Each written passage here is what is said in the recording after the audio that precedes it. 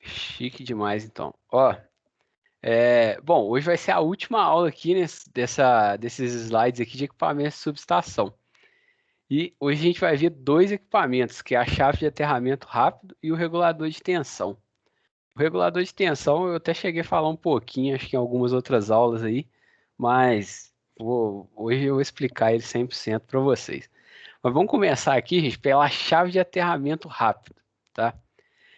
É um equipamento que ele é um tanto quanto controverso a operação dele. Vocês vão entender por quê. Ele é um equipamento que ele é um equipamento destinado à proteção de uma subestação, mas ele não faz a proteção propriamente dita. Na verdade, ele faz o contrário. Ele provoca um curto-circuito que é justamente para que a proteção atue, tá? Então, assim, se tudo que a gente faz na subestação para evitar, né, um curto-circuito e a gente tem que estar preparado se ele acontecer, essa chave de aterramento rápido ela está indo na contramão do que a gente quer, do que a gente planeja, né? Ela serve justamente para causar um curto-circuito. E o nome dela, chave de aterramento, é porque ela causa um curto-circuito entre uma das fases e a Terra.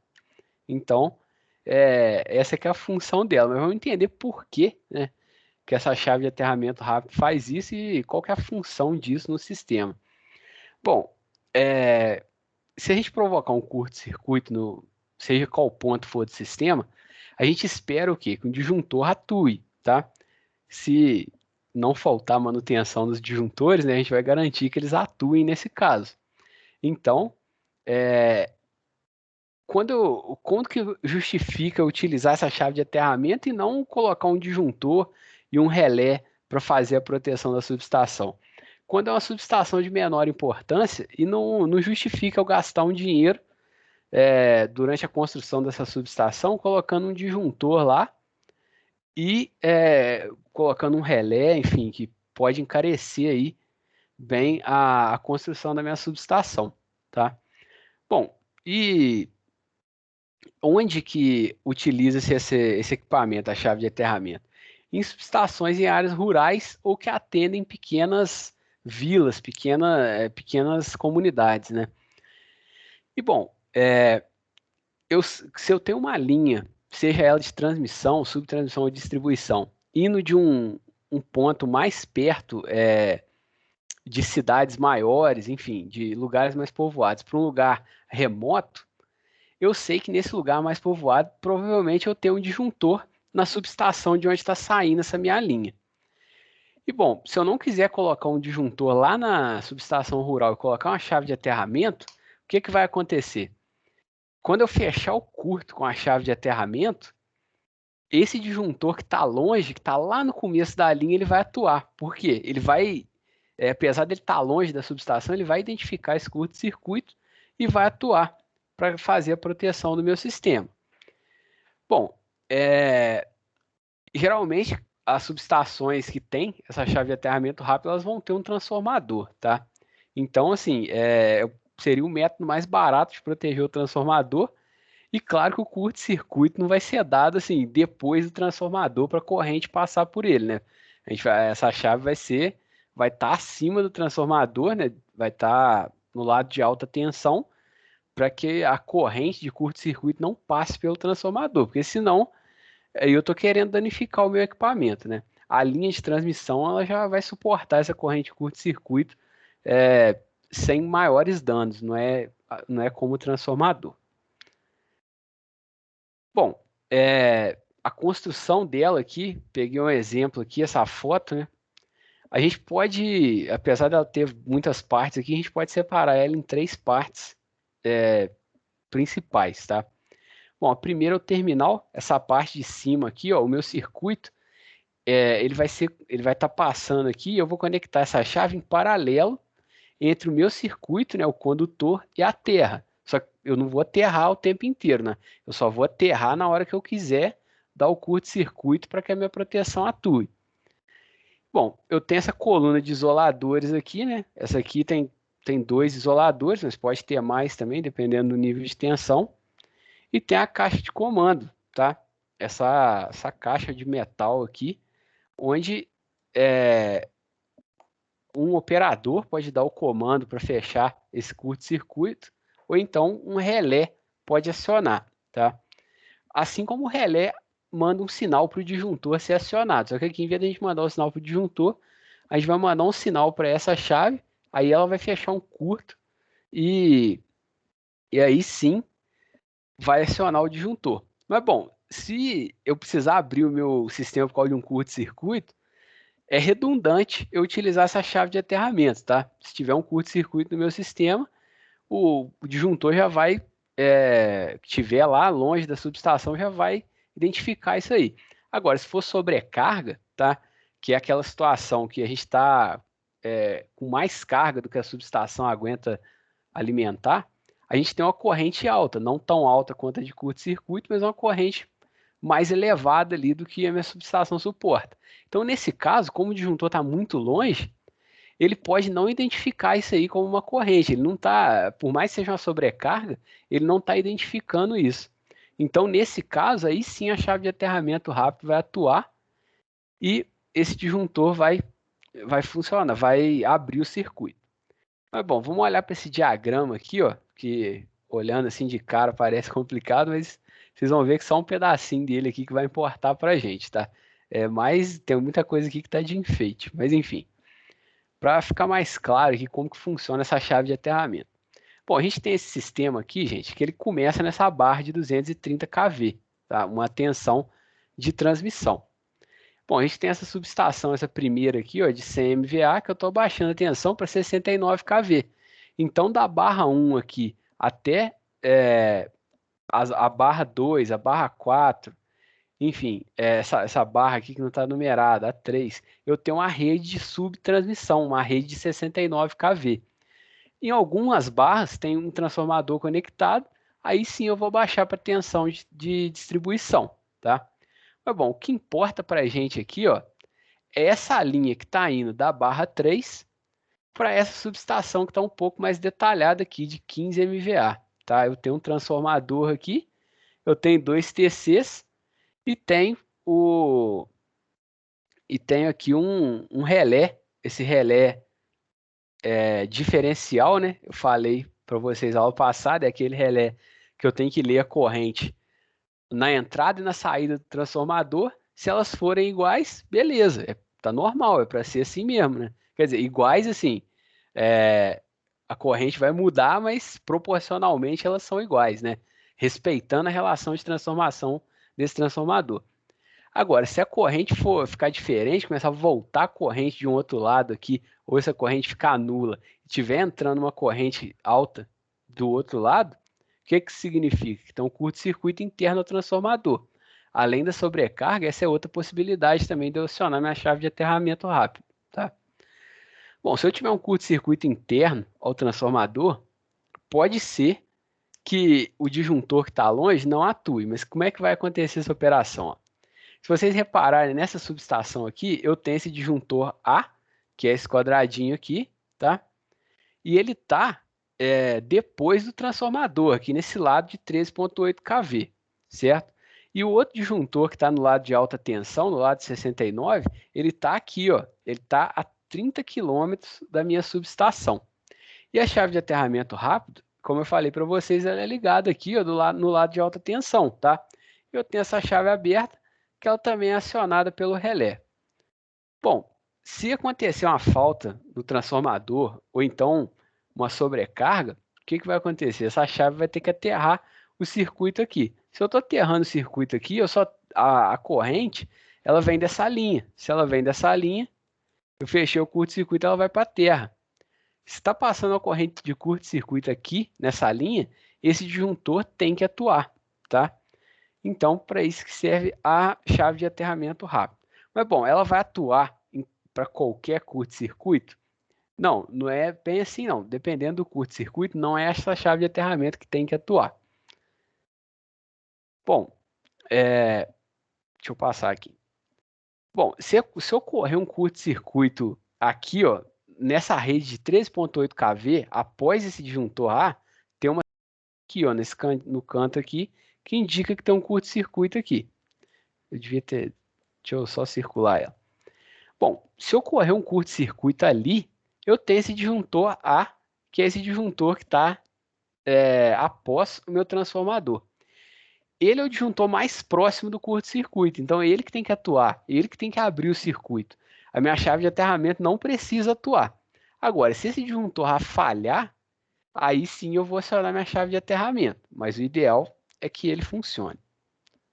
Espera aí que eu acho que eu passei. Não, beleza. Bom, se for um defeito interno, se eu tiver um curto-circuito interno, como eu falei, bom, aí se eu desligar o disjuntor A, o que vai acontecer aqui? Eu vou isolar essa parte aqui do sistema, a parte que está à direita do transformador. Mas a corrente que vem dessa linha aqui, ela vai continuar corrente curto-circuito, que ela vai tentar alimentar o curto-circuito do transformador. Para isso, eu tenho que fazer o quê? Eu tenho que jogar esse curto-circuito do transformador para cá, para a chave de aterramento rápido. Aí sim, eu vou ter a abertura do disjuntor que está longe, que está a 30 km. Não, tá. Bom, gente, então assim, não tem muito mistério não. Esse desenho aqui dessa rede aqui tá um desenho muito grande, mas o resto das subestações aqui não importam para a gente. O que importa é essa subestação onde tem a nossa chave de aterramento rápido. Todo mundo entendeu? Alguém quer fazer alguma pergunta sobre a chave de aterramento? Se, por acaso, a corrente está indo antes da subestação, aí dá o curto depois da subestação, o disjuntor depois vai acionar, certo? Certo, esse aqui. Aí vai dar uma diferença de corrente da entrada e da saída, certo? Não, não, se o disjuntor A for acionado, se ele abrir o circuito, aí não, aí a corrente fica zero dos dois lados aqui, para de chegar corrente. Ah, tá. Então o Entendeu? relé não vai ser acionado nesse caso, não. Não, nesse caso não. E o relé diferencial não.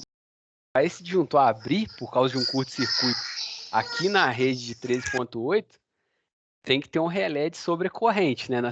Que é aquele mais comum de todos. Aí o relé de sobrecorrente que vai acionar esse disjuntor aqui. Mas esse disjuntor, pelo desenho aí, sai dele um para o relé e um para a chave de aterramento, certo? Sim, Então, aí parece, grosso modo aqui, está normalmente aberto, certo? O aterramento lá. sim. Ele é fechado só em curto-circuito antes do transformador. O... Não, tá, é porque quando eu fecho a chave de aterramento, eu tenho que abrir também o disjuntor A, certo? Porque eu tenho que abrir os dois lados do transformador. Porque, bom, aqui, ó, teoricamente, eu tenho só carga desse lado aqui de 13.8, certo? Eu não tenho fonte aqui. Hoje em dia a gente sabe que pode ter fonte, pode ter energia solar, pode ter um gerador diesel.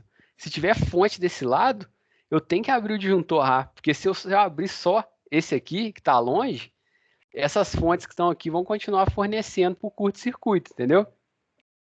Então eu tenho que abrir o disjuntor dos dois lados do transformador.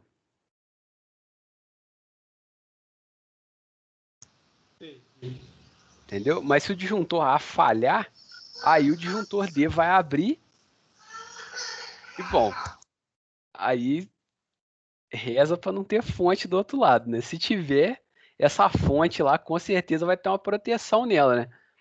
Se for geração solar, se for um gerador diesel também, se começar a aumentar muito a corrente que ele está fornecendo, ele também vai desligar, né? Tem a proteção deles lá. Mas assim, o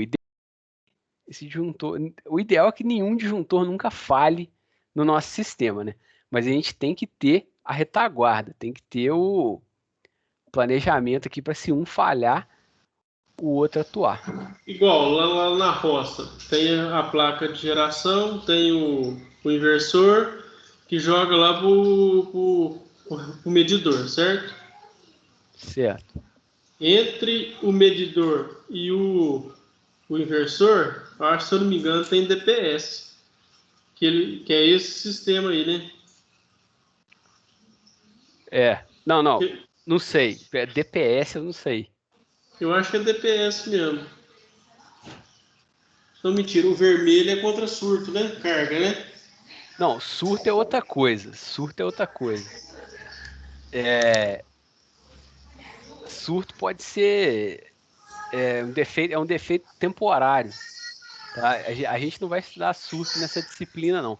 Alguma disciplina que vocês forem falar de qualidade de energia, eu não sei com quem, mas enfim, aí que vocês poderiam ver alguma coisa sobre surto. Mas aí é fundamento de tensão, subtensão, sobretensão, enfim, não é um defeito próprio, não é um defeito igual um curto-circuito. É um defeito temporário, mas que acontece rápido. Mas bom, se eu entrar nesse mérito aqui para falar o que que é surto, eu vou acabar me estendendo. Mas enfim, Não tem nada operação a ver, né? é diferente, é Não, diferente. beleza. Tá? Mas assim, no caso do painel solar, principalmente os que têm bateria, a bateria vai garantir que esses defeitos temporários nunca atinjam os painéis. Por quê? É, se eu tiver um fundamento de tensão, que é quando a tensão vai a zero rápido e volta, isso aí não, a bateria vai garantir, entendeu? Vai segurar a tensão lá nos painéis. Então não vai passar isso para a rede. O que é coisa do inversor e antes, a bateria vai fazer uma certa proteção contra surtos. Agora, se não tiver bateria, aí, aí o circuito eletrônico ali que controla o inversor pode fazer essa proteção contra surtos, mas aí depende do inversor, não é todos que tem, enfim. Aí depende muito das especificações. Mas com certeza tem que ter um disjuntor depois no inversor na saída dele, né? Onde é corrente alternada, onde vai conectar com a rede, tem que ter disjuntor. No lado de corrente contínua, nem sempre, né? Porque disjuntor de corrente contínua, até pouco tempo atrás, não existia. Assim, acho que coisa de uns 10 anos que existe disjuntor CC. Ou 10 ou menos de 20 com certeza, mas é um equipamento muito caro, ele não é barato igual o disjuntor que a gente coloca em residência, que qualquer loja que você for, você compra um, né? Então, o normal é ter essa proteção no lado CA. E a proteção no lado CC é feita pelo circuito eletrônico do inversor. A gente monitora essas correntes, então ele próprio faz a proteção. Beleza? Então, gente, chave de aterramento rápido não tem mistério, não. Ela fecha um curto-circuito para fazer atuar um disjuntor que está longe da subestação. Se essa subestação não tem disjuntor no lado de alta e no lado de baixa. Como eu mostrei, aquela ali só tinha no lado de baixa. No lado de alta tinha uma chave de aterramento que é muito mais barata que o disjuntor, né? Então ela vai dar um curto ali, o disjuntor que estava a 30 km da subestação vai abrir quando essa chave atuar. Ela não é um disjuntor, mas se ela atuar, a gente sabe que o disjuntor vai abrir. Então ela é um equipamento de proteção aí indireto, né? Vamos dizer assim. Bom, então vamos para o nosso último. Mas ela, ô Andrei, então ela só resolve alguma coisa quando tem a sobrecarga, né? Porque ela não vai fechando curto nenhuma só para o disjuntor atuar, não, né? Não, olha só, sobrecarga ela atua também, mas não é só sobrecarga. Por quê? Quando eu tenho um curto-circuito interno aqui, o transformador, se eu abrir esse disjuntor A, vai continuar vindo corrente aqui. Só que pode ser que esse disjuntor aqui que está longe não atue, porque a corrente, quanto mais longe você está do curto-circuito, menor vai ser a corrente, tá? Porque a linha tem perdas, tá? Ela não tem fuga para a terra visível, mas a linha ela forma um campo elétrico com a terra, então ela tem como se fosse uma capacitância dela para a terra aqui. Então a corrente que está, se eu der o curto aqui no transformador, eu tenho uma corrente muito alta aqui. Mas se essa linha está a 30 km, ou pode estar mais, pode estar a 50 ou mais, a corrente aqui vai ser menor nesse disjuntor. Então se eu fechar, até por causa da impedância do transformador também, do enrolamento dele, né? Se eu fechar um curto com a chave de aterramento aqui, isso aqui é um curto que a gente chama de curto franco, tá? É um curto que a gente não tem impedância entre o curto e a terra. Eu vou aterrar direto aqui o meu condutor. Então eu vou ter a maior corrente possível. Aí sim, ó, lógico que isso aí tem que ser projetado, né? Ele vai causar um curto-circuito que a corrente lá nesse disjuntor longe vai fazer ele abrir, tá?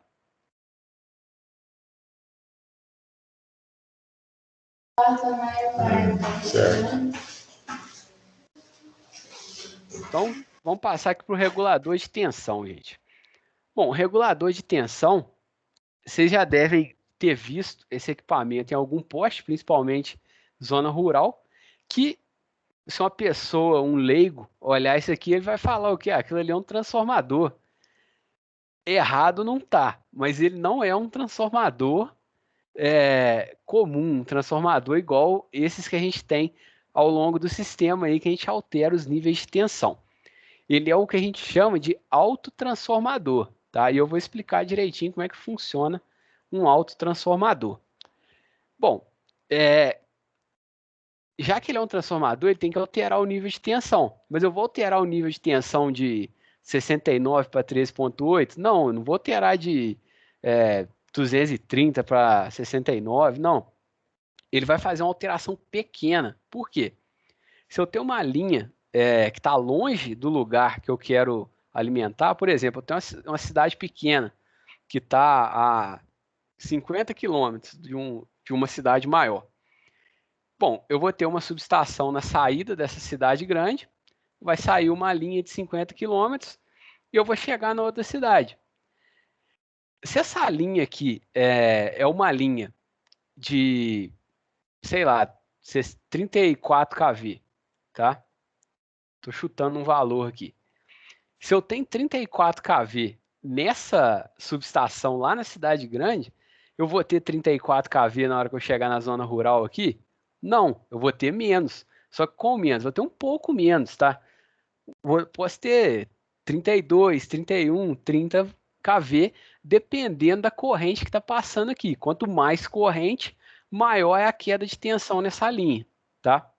Bom, como essa diferença é pequena e ela não é uma diferença fixa, ela vai depender da quantidade de carga que eu estou alimentando, eu vou usar aqui, ó, esse autotransformador,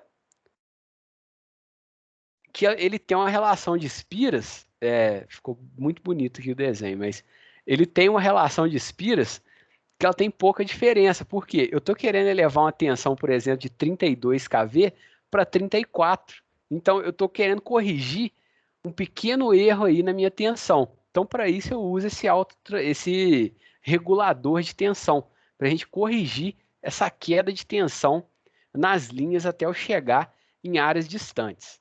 Tá? Bom, quando a gente atende um consumidor com uma tensão acima de 1 kV, que a gente passa a considerar alta tensão, a ANEEL, que é a Agência Nacional de Energia Elétrica, ela tem uma norma para isso, ela estipula que essa tensão, quando eu estou fornecendo, ela tem que chegar no cliente e ela pode variar 5% para cima ou 5% para baixo. Se eu estiver entregando uma tensão que está 6% acima, o cliente já pode reclamar com a concessionária de energia. Por quê? Porque aí já pode danificar os equipamentos dele. Ou então, se eu entregar ela menos de 5% ou mais para baixo, uma tensão pequena, eu posso causar mau funcionamento dos equipamentos desse cliente. Indústria, como vocês sabem, tem muito motor. Motor, se a gente começar a baixar muito a tensão que a gente está alimentando, o motor vai engasgar e não vai funcionar. Mas, enfim, esse regulador de tensão, ele é o equipamento para corrigir essa pequena diferença da tensão no começo e no final da linha.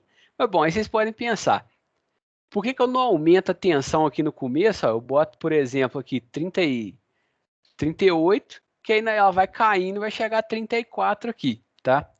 Mas, bom, como eu falei, essa queda ela vai depender da quantidade de carga que está ligada, da corrente que está passando na linha. Então, se eu deixar essa tensão lá no começo muito alta, quando tiver pouca carga, eu vou entregar uma tensão muito alta lá no final da minha linha também, tá? Então, isso não adianta muito. E vai chegar um ponto que eu não vou poder aumentar também a minha tensão mais. Por quê? Se eu tenho meus isoladores lá que são para 34 kV, isso significa que eles vão aguentar um pouquinho mais só, eles vão aguentar 35, 36. Eu não posso colocar 40 volts, senão eu vou romper a isolação. Eu tenho que ter uma margem de segurança também. Então, esse regulador de tensão, ele funciona de uma maneira automática que dependendo, ele vai manter na saída dele a tensão que você quer, independente de qual for a tensão na entrada. Se ela tiver um pouquinho acima, ele vai abaixar. Se ela tiver um pouquinho abaixo, ele vai aumentar. Vai fazer isso aí de maneira automática. E ele fica próximo da carga? Próximo da carga, assim, na entrada de uma cidade, na entrada de uma indústria. Não, sim, uma cidade tem muitas cargas, né? A gente considera a cidade, a gente pode considerar aquilo tudo como uma carga só, mas a gente sabe que é tudo dividido, né? Até dentro da indústria também. A gente não tem uma carga pontual. Mas geralmente ele fica na entrada dessas cidades que são pequenas. Esse problema que você falou aí vamos pôr a CEMIG, né? A CEMIG tem esse problema de você contratar, por exemplo, uma tensão de 380 volts e ela não entregar. Eu trabalhei numa fazenda em Perdões, que lá tinha uma linha trifásica 380. Tinha dois motores, um de 75 cavalos e um de 60, com cada um com a bomba d'água acoplada neles. E tinha esse problema de lá nunca dava os 380. Portanto, lá um motor tinha que partir, aí depois de um tempo partiu o outro para não ter tanta queda, sabe? Uhum.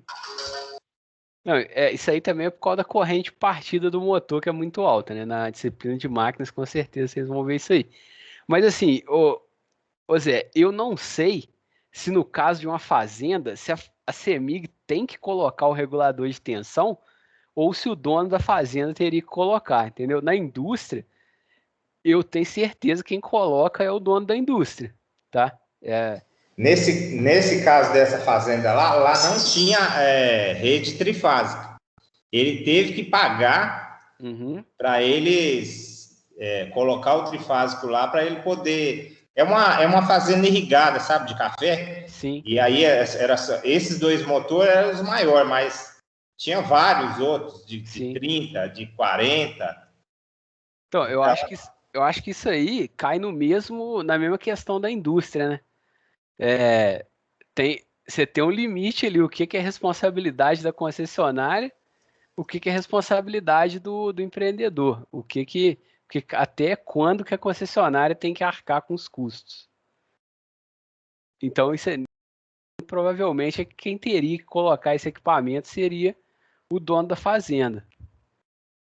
Mas enfim, o regulador de tensão, ele poderia resolver o problema do motor quando o motor está operando normal. Mas durante a partida, não. Durante a partida, aí ele tem que arrumar um outro equipamento para partir o motor de maneira suave. Aí é diferente, tá?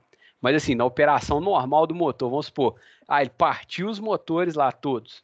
Tá tudo funcionando normal. Aí tá chegando 370, não tá chegando 380. Aí beleza, aí o regulador de tensão ia dar jeito. Mas durante a partida, aí tem que arrumar. Eu não sei se vocês vão ver em máquinas, ou acho que vocês têm uma disciplina de acionamentos também, que tem partida de motor, a gente tem vários tipos de partida, né? Quanto mais sofisticada é a tecnologia da partida, mais caro. Mas mais suave vai ser a partida e a gente não vai ter uma corrente alta. Se a gente ligar um motor direto, ele tem uma corrente assim, para ele sair da inércia e acelerar, ele puxa uma corrente enorme, tá? Então, esses motores lá, inclusive, cada um deles, o de 75 e o de 60, chegaram a queimar uma vez. No outro dia nós chegamos lá e o motor estava torrado. Mas cada um deles era partida independente, era um painelzão de mais ou menos 1 metro por 1 metro só para cada motor. A partida deles era bem suave e além da partida tinha uma válvula que ela ia abrindo gradativamente, sabe? Ela não abria de uma vez justamente para aliviar a partida do motor. Entendi.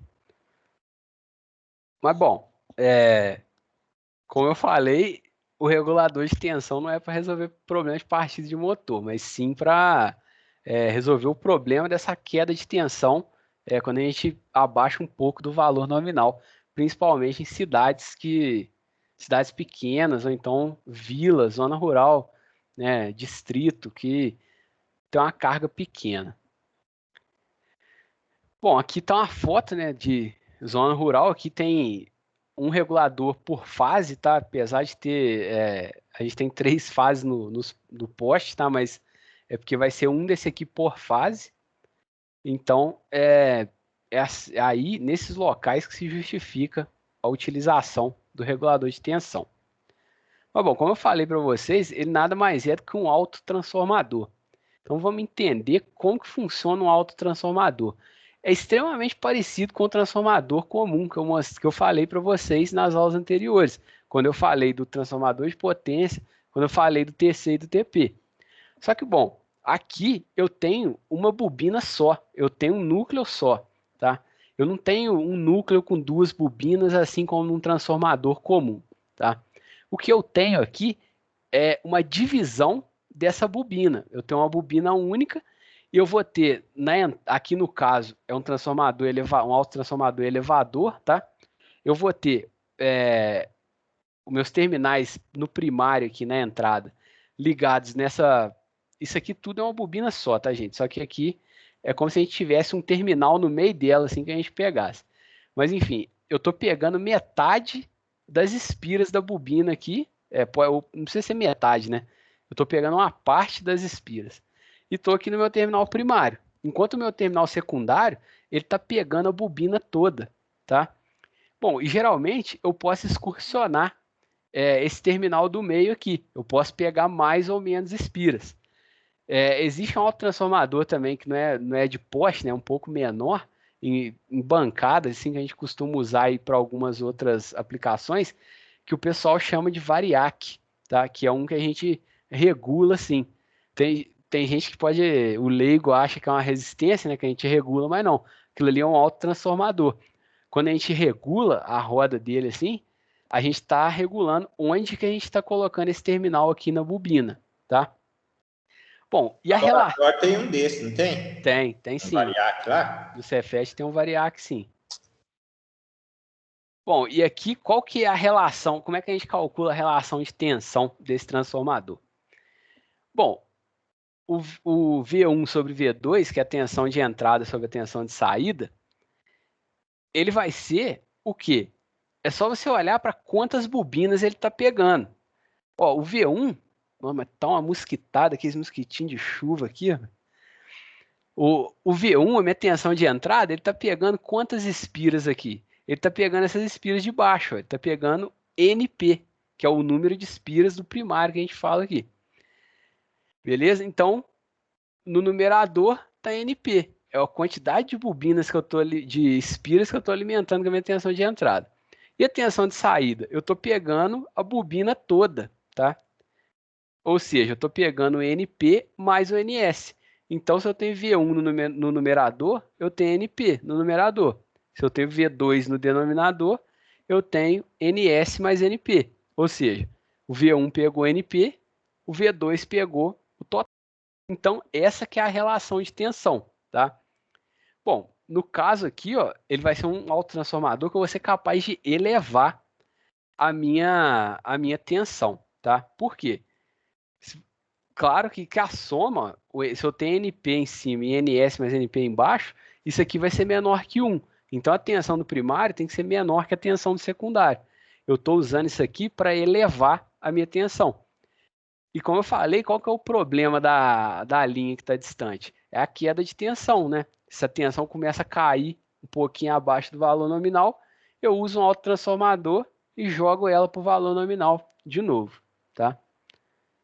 Bom, para ficar claro então para vocês, eu vou fazer o exemplo aqui, tentar escrever aqui para vocês, mas na hora de fazer o questionário, estudo dirigido, gente, tem lá na aula gravada, que já está lá no YouTube desde semana passada, né, para vocês, eu fiz isso aqui no quadro também. Qualquer coisa vocês reveem lá na hora de fazer o exercício causar dúvida. Mas bom, autotransformador, ele tem 100 espinas na bobina paralela, tá? Bom, o NP seria bobina paralela, então tem 1000 espiras. E ele recebe uma tensão que é igual a 13 kV, tá? Então a tensão do primário dele, que ele está recebendo, é 13 kV. E ele precisa no secundário de uma tensão de 13,8 kV, que é a tensão nominal dele. Então o V2, eu quero que ele seja 13,8 kV, beleza? E esse exercício está pedindo para a gente calcular qual que é o número de espiras na bobina. Só um minutinho. Tá chiando aqui. É o seu, o meu. Tá chiando para vocês também, galera? Tá chiando aqui também. É o mosquito. Ah, rapaz, deve ser mesmo. Peraí. O Zé é miguezeiro demais, velho. Ele tá falando que trabalha na fazenda lá, do transformador, que lá é na fazenda dele. Vê se parou de chiar. Não parou não. Parou não. Vai ligar aqui. É tipo se fosse no seu fone em uma contato, uma coisa. Não, mas se eu tivesse pelo menos um motorzinho daquele lá, eu tava bonito, Guilherme. Agora, parou? Parou. É meu contato mesmo. Bom, então, gente, voltando ao raciocínio aqui, ó. A bobina, deixa eu desenhar aqui para vocês. Naquele autotransformador, espera aí que eu tenho que diminuir esse negócio aqui, senão não vai dar certo. A gente tem o quê? Uma bobina aqui, eu tenho o meu primário e o meu secundário, tá? A bobina paralela é essa aqui, ó, que está junto com o primário, tá? E a bobina série é essa aqui, que ela vai estar em série com o secundário, tá? Ela não vai estar em paralelo. Aqui a corrente que passa por ela vai ser a corrente que vai para cá. Eu tenho 13 kV aqui no meu primário. E eu quero 13,8 aqui no secundário, tá? Bom, o exercício falou que o NP ele vai ser igual a 1000, tá? Eu tenho 1000 espiras aqui. Eu quero saber qual que é esse NS, o número de espiras da bobina em série, para que essa relação seja verdade, para que eu tenha 13 volts na entrada e 13,8 volts na saída. Então vamos voltar aqui para a escrita aqui. Bom, qual que é a relação V1 sobre V2? O V1, que é o 13 kV, ele está conectado nessa bobina aqui que tem 1000 espiras. Então, se o V1 está no numerador, eu tenho que ter 1000 no numerador. E no denominador, eu tenho que ter quanto? Bom, é só olhar aqui o seguinte, ó, o V2, o 13,8 kV, ele está ligado nessa bobina de 1000 espiras mais o NS. Então, eu vou ter 1000 mais o NS, que é o que eu quero descobrir, tá? Bom, e o V1 sobre V2 eu sei, tá? Vai ser 13 sobre 13,8. Isso dá 1000 sobre, mesma coisa que está em cima. 1000 mais NS. Bom, agora sobrou o quê? Sobrou só NS aqui, o resto é tudo número. Então eu passo o que está dentro do parênteses multiplicando, tá? E, bom, vou fazer essa conta por partes aqui então. Se eu inverter, eu vou ficar com 13,8 sobre 13. Você não tem a canetinha aí, não? Eu? É. Tem não, velho, que lá é muito caro. Aquele negócio de... como é que chama? Sei lá, tipo um tablet assim que você escreve. Não sei, a Cíntia tem como é que chama, gente? Não, eu não tenho. Eu sei que você tá falando que lá tem que comprar um negócio que é tipo uma mesa digitalizadora, não? Que lá é não, muito é o de ontem lá, o outro flamenguista lá, esqueci o nome dele. Wesley. Wesley tem. Não, eu falo pra mim, não é de boa entender, mas tem gente que tem dificuldade com expressões, entendeu? Eu sei, Passar mas pra... Foi por isso que eu fiz esse exemplo no quadro e tá lá na aula gravada. Tá, entendi. Beleza? Entendi. Eu tô tentando fazer aqui para não deixar sem fazer, mas eu fiz na aula gravada no YouTube, eu fiz no quadro, tá? Tranquilo. Bom, eu só inverti aqui, tá, gente? Os dois lados. Eu tinha 13 sobre 13.8 igual a 1000 sobre 1000 mais NS. Eu inverti. Fiquei com 13.8 sobre 13 igual a 1000 mais NS sobre 1000. Eu troquei. Bom, aqui ó, eu vou passar o 1000 multiplicando. Eu vou ficar com 1000 vezes 13.8 sobre 13. Isso igual a 1000 mais NS. Bom, se eu fizer essa continha aqui, ó, deixa eu fazer essa conta, vai dar 13.800 sobre 13. E dá um quebrado aqui, não tem problema não. Vou ficar com 1061,5. 1061,5 igual a 1000 mais NS. Esse 1000 aqui eu vou passar subtraindo para o outro lado. Então, ó, NS vai ser igual a 1061,5 menos 1000. Ou seja, o NS vai ser 61,5. Bom, se vocês fizerem uma prova, falar que tem que ter 61,5 espiras, vai estar certo? Não, gente, porque espiras tem que ser número redondo. Tem que ser número inteiro. Então, ou vai ser 61 espiras, ou vai ser 62, tá?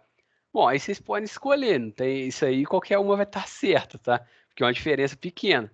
Mas vamos arredondar para baixo. Vamos considerar o NS igual a 61, tá? Bom, aí vai ter um pequeno erro, não vai chegar a 13.8 kV aqui, vai ser 13.7 alguma coisa, tá? Bom, mas é um valor satisfatório. Se a gente fizer a conta aí para ver quanto que vai dar, vai ser... Deixa eu fazer essa conta aqui, né? A minha calculadora não está aparecendo para vocês aí não, mas...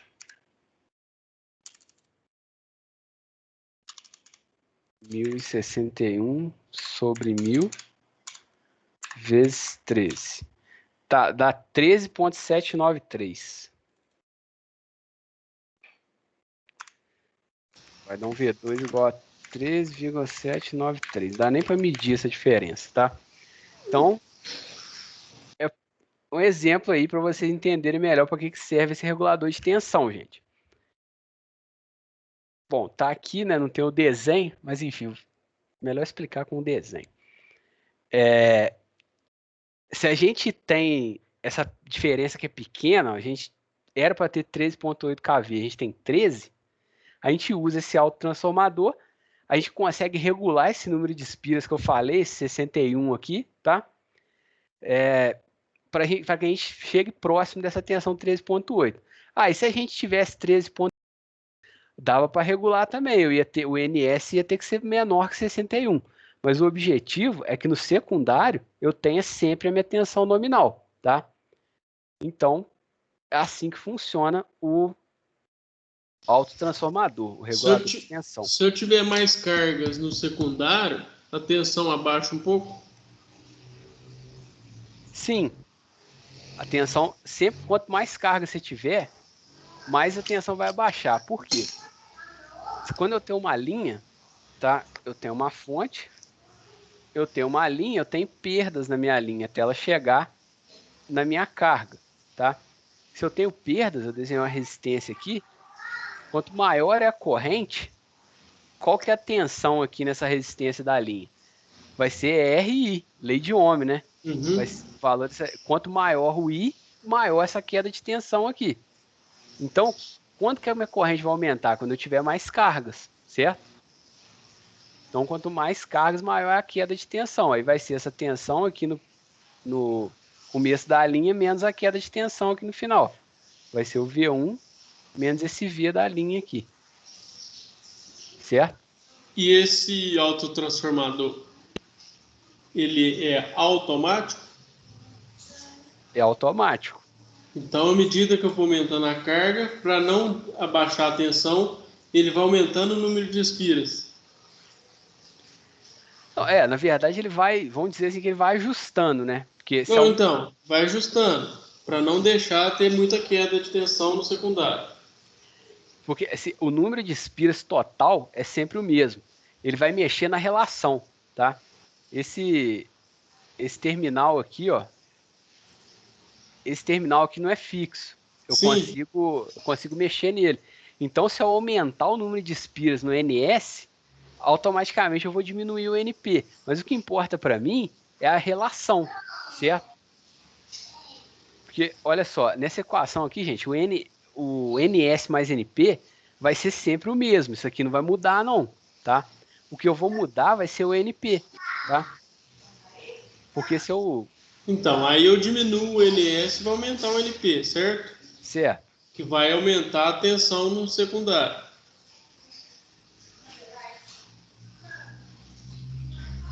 Bom, o objetivo é a tensão no secundário ser sempre a mesma, tá? Quem vai mudar vai ser a tensão no primário. Ah, tá. Então, mas para ele manter no secundário 13.8, esse terminalzinho do meio aí, ele vai ter que andar para o lado do NS? Sim. Vai ter que vir para cá, assim, no caso, né? E ele tem uma tolerância também. Bom, não, ele pode excursionar aqui tudo. Pois é, mas vamos supor que ele chega nesse curso inteiro aí e não é o suficiente. Aí Não, troca ou aí já é outro problema? mas se ele chegar no final do curso, ele vai ter a tensão que está no secundário. O primário vai ser igual ao secundário. Isso, se eu conectar ele aqui, ó, aí vai ser o quê? O caso que eu tiver 13.8 no primário, que aí eu vou repetir a tensão no secundário. Entendeu? Entendi. O único problema é se ele não conseguir, se ele chegar no final do curso aí e não manter os 13.8 na saída do secundário. Você disse a tensão no primário for maior que 13.8? Não, porque eu só vou mexer com esse terminal aí se caso eu tiver problema aqui de queda de tensão no 13.8, por exemplo, 13.7. Aí eu vou subir um pouquinho aí, vamos falar assim, a grosso modo, subir. Vou subir um pouquinho e vai equalizar isso aí, 13.8 na entrada e 13.8 na saída. Isso. Mas vamos supor que eu chegue no final aí e não dê os 13.8. Aí chegou no limite dele, ele não consegue mais? Não. Aqui, ó. Deixa eu voltar para esse desenho aqui. Eu entendi que, ó, vê se tem 13.8 na saída. Você vai ajustar o primário com relação ao secundário, certo? Uhum. Então, Isso. não vai ter, igual o Zé está falando, não vai ter um momento em que, vamos falar, 14 é 13.8, vai chegar a 14, porque o máximo de saída é 13.8. Se tiver uma queda de tensão, vai ser no secundário, questão das cargas. Então, olha só, aqui a tensão ela é proporcional uma à outra, tá? Se a tensão cair por causa de carga de um lado, ela vai cair do outro também. Aí o ajuste tem que ser refeito. Só que isso é de forma automática, não precisa alguém lá ajustar, não. Entendeu? Equaliza, né? Isso. A única forma de eu... bom, se eu tiver com o meu terminal ligado aqui, ó, eu vou ter a mesma tensão que eu tiver na entrada, eu vou ter na saída. Quanto mais eu baixar ele, para uma mesma tensão na entrada, eu vou ter uma tensão maior na saída, tá? Porque ele vai elevar. Você só consegue mexer na entrada, certo? Certo. Então, naquele exemplo lá, o V2 aí seria 13,8. Sim. Então, para manter essa tensão, o V1 seria o NS mais NP. Não, não. A relação é essa aqui, ó. Essa relação aqui não muda, tá? O que eu consigo mudar é o valor do NP. Então, mas para manter o V2 é 3,8, para manter, ele não equaliza a entrada com a saída? Não. Aí no Aqui, caso, no teria caso, que diminuir o NP. não, gente, no caso, esse exemplo aqui, a tensão na entrada, ela vai continuar a 13 volts. Eu não vou mudar ela, não. A tensão da saída que vai para 13,8, que é a tensão que eu vou mandar para minhas cargas. Mas essa tensão que estava 13 aqui na entrada, ela continua 13. Eu continuo tendo a queda na linha, tá? Mas se você ajusta só na entrada, Não, mas a entrada, isso aqui para mim não interessa. Isso aqui é só a chegada. Eu vou alimentar minha carga com isso aqui, tá? Com secundário. É aqui que eu vou conectar minha carga. Você diminui a expira do NP e aumenta do NS, assim vai aumentar vai para 13,8, vamos por assim. Sim.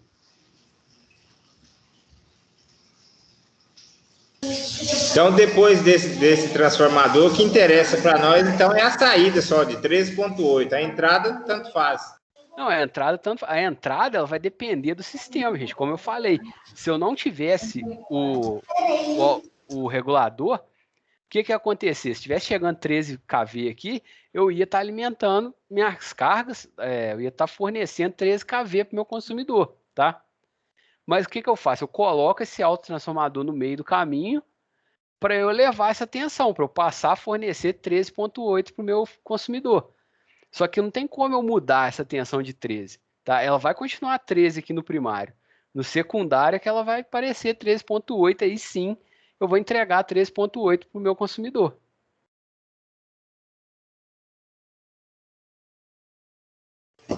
Entendi. Todo mundo entendeu? E qual, Andrei, e qual que você, que você já explicou, né? Pode Porque, perguntar. não, porque aquele exemplo que você deu dos 34 lá e chega no final do consumidor 32. Já é um outro problema, né? Não, Fala é a assim, mesma coisa. Esse aqui, mesma coisa. Isso. Se chegar a 32 aqui, ó, o que vai acontecer? Esse autotransformador vai jogar para 34 aqui na saída dele. Entendeu? E lá na carga vai ter 34. Entendi. Eu ia falar assim, mas aí poderia estar aumentando lá, em vez de 13, jogava 15 lá, mas é aquilo que você explicou, né? Aí aumenta a tensão e diminui a corrente. Não preocupa com corrente aqui não. O autotransformador é um pouco diferente, essa questão da corrente, tá? A corrente aqui não é... A corrente não é igual, a relação de correntes não é igual, não. A de um transformador comum, não. Vamos focar só na tensão só. Corrente vocês vão bagunçar mais ainda a cabeça. Beleza. Porque ele funciona um pouquinho diferente. Mas vocês entenderam então, gente? A gente coloca ele no meio do caminho ali para a gente subir a tensão um pouquinho ali para compensar essa queda da linha. E a gente chama isso de regular a tensão. quando fala tensão nominal, é tensão no secundário. Não, tensão nominal é tensão nominal. É tensão, o valor padrão. 13,8 kV. Tá? No caso aqui, a gente quer tensão nominal no secundário. Mas é aquele negócio, né? Na teoria, isso aí funciona mesmo, mas a CEMIG eu acho que não tem essa preocupação, não. Eu cito o caso lá da fazenda lá. Ela lá não tinha esse autotransformador para corrigir esse problema, não. Então. Isso aí é uma briga, tá? Como eu te falei, isso aí vai depender, assim, tem um limite, né? Até quando que é a CEMIG que vai ter que arcar E a partir de quando que vai ser o fazendeiro, ou, enfim, o dono da instalação que vai ter que arcar, entendeu?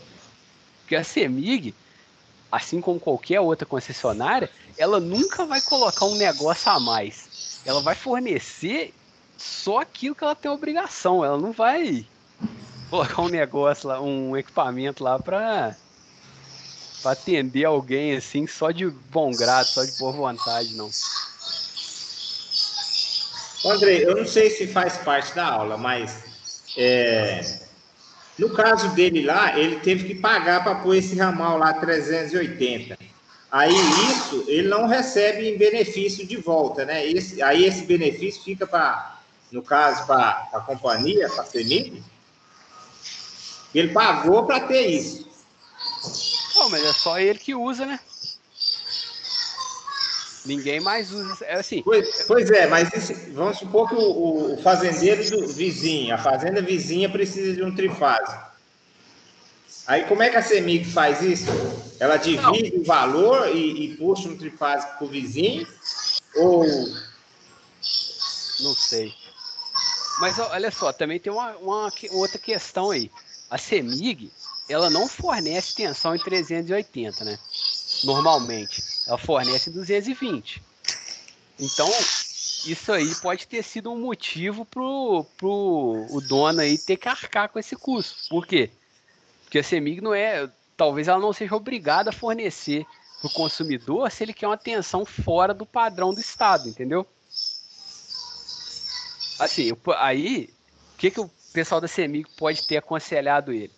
Ou você faz a instalação 380 e vai fazer do jeito que você quer, ou então você refaz o projeto, compra o motor que funciona com 220, né? Não sei, se foi antes dele comprar os motores, refaz o projeto, faz um projeto com 220.